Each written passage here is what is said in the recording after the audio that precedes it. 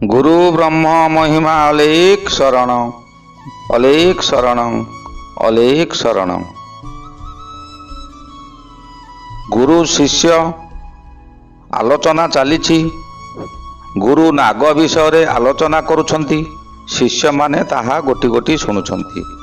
गुरु कहिले जे एबे जातक चक्र रे काल सर्प जोगर फलाफल कौन शुणु।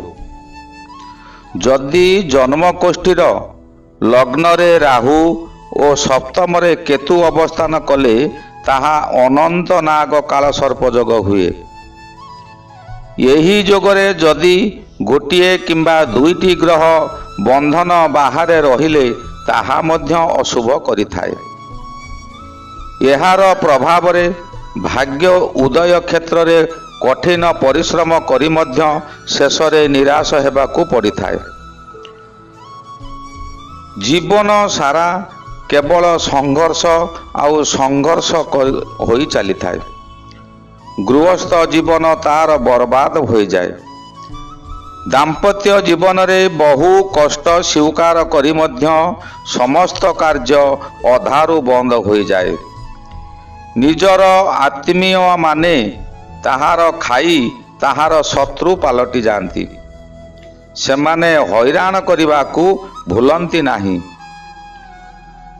गोटिक परे गोटिए समस्या आसी पहुंची थाए। समस्त चेष्टा करी मध्य मनुष्य हताश होई पड़े। निजर रोजगार धनतक सेमाने खाई सारी शत्रु पालटी जाती। लोक माने बिना कारण रे निंदा गान करिथांती। ससुर घर लोक माने सदा सर्वदा प्रतिशोध परायण होई पड़ती। यह गला अनंत काल सर्प जोग। जदि द्वितीय स्थान रे राहु और अष्टम स्थान रे केतु अवस्थान करी समस्त ग्रह राहु और केतु मध्य रे रहीगले ताहा कूलिक काल सर्प जोग हुए।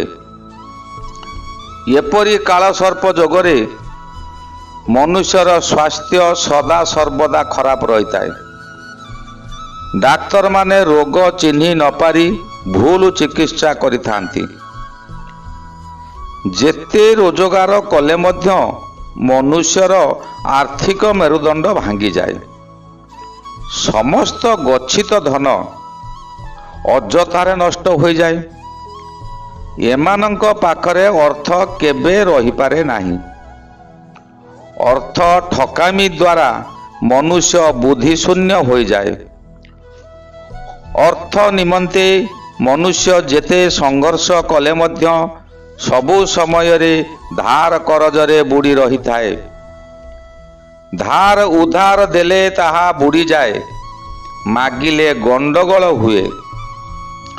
निजर संचित धन खटाई अन्यर उपकार करी निजे निंदा पाई थांती। बारंबार यही परी हेबा द्वारा मनुष्य चिड़ी चिड़ा हो जाती। बंधु बांधव माने अभाव रे चलिबा देखी अमर्यादा करती। अर्थाभाव रे लड़े करी शेष रे एमाने हारी जाती। निजर भाग्य को निजे निंदा करती। यहाँ परे बासुकी काल सर्प जोग। मनुष्य जातक चक्र रे तृतीय स्थान रे राहु और नवम स्थान रे केतु रही समस्त ग्रह राहु केतु बंधन मध्य रे बांधी होई रहिले ताहा बासुकी काल सर्प जोग जातक बोली जानिबे। यही जोगर अशुभ प्रभाव रे भातृ विवादर सूत्रपात होता है। मनुष्यर आपणार भाई माने भगारी हो जाती। निजर कर्तव्य करने को जाई भाई भौणी मान को मनीष कला परे सेमानक ठारू बहु निर्यातना भोगिबाकू हुए। कुटुंब और परिवार को निमंते बहु त्याग कला परे मध्य शेष रे निंदित हेबाकू होइताए। मित्र माने चालबाजी करी विपद मुह को ठेली दे थांती। चाकरी क्षेत्र रे बहु कठिन परिश्रमर सम्मुखीन हेबाकू पड़ी थाए। सहकर्मी माने सदा सर्वदा शत्रुता करि थांती। व्यवसाय क्षेत्र रे भागीदारी माने पतन घटाई सर्वनाश करि दियंती। जेते खटिले मध्य भाग्ୟରେ सुख मिली न थाए। निजर लोकंक पई एमाने किछि करि पारंती नाही। भाई माने गुप्त शत्रुंक सहायता नेई मनुष्यर चुली चाल उड़ाई दियंती। यहा गला बासुकी काल सर्प जोग। यहा परे शंखपाल काल सर्प जोग। मनुष्यर जातक चक्र रे चतुर्थ स्थान रे राहु और कर्म स्थान रे केतु रही समस्त ग्रह राहु केतु बंधन रे रही गले ताहा शंखपाल काल सर्प जोग हुए। यही जोगर अशुभ रे मनुष्यर चाकरी चली जाए। व्यवसाय क्षेत्र रे गुप्त शत्रु माने प्रतिशोध परायण होई धननाश करिबारे लागी पड़ती। जमी और गृह निमंते अर्थ खटाइले ताहा बुड़ी जाए। सत चेष्टा कले मध्य जमीर कबला हासिल करि पारंती नाही। ए बाबदरे जेते टंका देले मध्य लोके नाना प्रलोभन देखाई ठकी नहीं थांती। निजर माता भग्नी चाकर चाकराणी एमाने बहुत कष्ट दे थांती। शिक्षा क्षेत्र रे स्मरण शक्ति हानि हेबा कारणरू अचानक शिक्षा क्षेत्र रे बाधा सृष्टि हुए। जहा उपरे निर्भरशील हेबे सेमाने सुविधा देखी धोखा दे थांती। परर उपकार करी निंदा शुणी थांती। जहाकू एमाने साहाय्य करती सेमाने एमानकर शत्रुता करी सर्वनाश घटाती। जान बाहन करी व्यवसाय कले सेही अर्थ को लोके आत्मसात करि नियंती। एहा फलरे बहु कष्टरे ऋण परिशोध करने को जाई एमाने तली तलांत हो जाती। एमानकर चारिपार्श्वरे शत्रु माने घेरी बुलंती। नाना प्रकार आळ देखाई लोक माने विपद मुह को ठेली दे थांती। यहा गला शंख पाल काल सर्प जोगर फल। यहाँ परे पद्म काल सर्प जोग। मनुष्यर जन्मकोष्ठीर पंचम स्थान रे राहु और एकादश स्थान रे केतु रही समस्त ग्रह राहु केतुंक बंधन रे रही गले ताहा पद्म काल सर्प जोग सृष्टि हुए। यार प्रभाव रे मनुष्यर संतान उत्पत्ति रे बाधा होता है।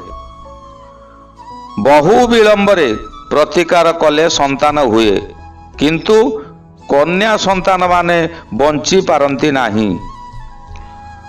मनुष्य एही जोगरे बहु गुप्त रोगरे भोगिबा सह यौन रोगरे पीड़ित होई पड़ती। गुप्त शत्रु माने कूट चक्रांत करी मनुष्य को विपद मुह को ठेली दियंती। लॉटरी जुआ खेल रे टंका खटाइले सर्वनाश हो जाती। हाथ गोड़र हाड़ जखम होई जीवन सारा कष्ट भोगंती। शरीर रे अन्य स्थान रे हाड़ भांगी जंत्रणा भोग करने को पड़े। पत्नी को उपरे सदा सर्वदा संदेह सृष्टि होता है। दाम्पत्य जीवन भुसुड़ी पड़िबा परे बारंबार प्रेम करी धोखा खाई थांती। प्रेमिका को किंबा प्रेमिक को विवाह करने को जिद्दी धरी बसंती और शेष रे निराश हेबा को पड़े। वंश वृद्धि न हेबा कारणरू मनरे दारुण दुख और आघात लागे। जेउ कार्य रे हाथ देबे तहिरे विफलता मिलिबो। ସଂଘର୍ଷମୟ ଜୀବନ ଏମାନଙ୍କୁ ଭୋଗିବାକୁ ପଡ଼େ। ଏହାପରେ ମହାପଦ୍ମ କାଳ ସର୍ପ ଯୋଗ। ମନୁଷ୍ୟର ଜନ୍ମ କୁଣ୍ଡଳୀରେ ଷଷ୍ଠ ସ୍ଥାନରେ ରାହୁ ଏବଂ ଦ୍ୱାଦଶ ସ୍ଥାନରେ କେତୁ ରହି ସମସ୍ତ ଗ୍ରହ ସେମାନଙ୍କ ଆବଦ୍ଧରେ ରହିଗଲେ ତାହା ମହାପଦ୍ମ କାଳ ସର୍ପ ଯୋଗ ଜାତକର ହୁଏ। ଏହି ଅଶୁଭ ପ୍ରଭାବରେ ମନୁଷ୍ୟ ଶତ୍ରୁ, ରୋଗ ଓ ଋଣର ଶିକାର ହୋଇଥାଏ। ଏହି ମନୁଷ୍ୟ ନିଜକୁ ଠିକ୍ କରି ନ ପାରି ଅନ୍ୟକୁ ସମାଲୋଚନା କରନ୍ତି। ଗୁପ୍ତ ରୋଗରେ ପୀଡ଼ିତ ହେବା କାରଣରୁ ନିଜ ଆତ୍ମବଳ ହରାଇ ବସେ। ପ୍ରେମ ବ୍ୟାପାରରେ ଏମାନେ ସର୍ବଦା ବିଫଳ ହୋଇଯାଆନ୍ତି। ଜୀବନ ସାଥୀ ହେବାର ଛଳନା କରି ମନୁଷ୍ୟକୁ ବାରମ୍ବାର ବର୍ବାଦ କରିଦିଅନ୍ତି। ଏମାନେ ପ୍ରିୟ ଲୋକର ବିଚ୍ଛେଦ ସହ୍ୟ କରିପାରନ୍ତି ନାହିଁ। ଲୋକମାନେ ଏମାନଙ୍କୁ ଭୁଲ ବୁଝନ୍ତି। ଶତ୍ରୁମାନେ ଏମାନଙ୍କର ସମସ୍ତ କାମରେ ବାଧା ଦିଅନ୍ତି। ନିଜେ ନିଜର କର୍ମଫଳ ଭୋଗ କରନ୍ତି।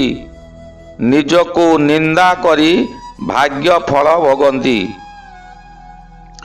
ମାମୁଁ, ମାଇଁ, ଦାଦା, ଖୁଡ଼ି ସୁଯୋଗ ଦେଖି ଉପକାର ପରିବର୍ତ୍ତେ ଅପକାର କରି ବହୁତ କ୍ଷତି କରିଥାନ୍ତି।